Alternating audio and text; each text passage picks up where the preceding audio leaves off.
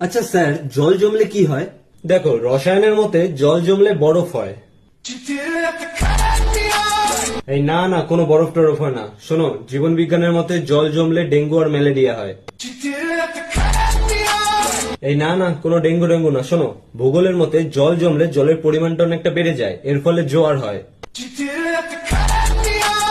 এই না না, শোনো, গণিতের ক্ষেত্রে জল জমলে মাঝি নৌকো নিয়ে স্রোতের অনুকূলে আর স্রোতের প্রতিকূলে খুব স্মুথ ভাবে নৌকো নিয়ে পারাপার করতে পারে। এর ফলে আমাদের অঙ্কটা করতে সুবিধা হয়। আরে কি জল জমা কমা! দেখো, ইতিহাসের ক্ষেত্রে এই জল জমা কমা নিয়ে কোনো ম্যাটারই করে না, কারণ পানিপথের যুদ্ধগুলো অনেকদিন আগেই শেষ হয়ে গেছে। আরে না, আমারটা শোনো।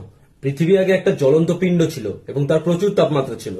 ধীরে ধীরে সেই তাপমাত্রাটা কমতে কমতে পৃথিবীর গায়ে অনেক গর্তের সৃষ্টি হয় এবং সেই গর্তে জল জমে জমে সাগর বা মহাসাগরের সৃষ্টি হয়। আরে না না, শোনো, জল জমলে রাস্তায় কাদা হয়।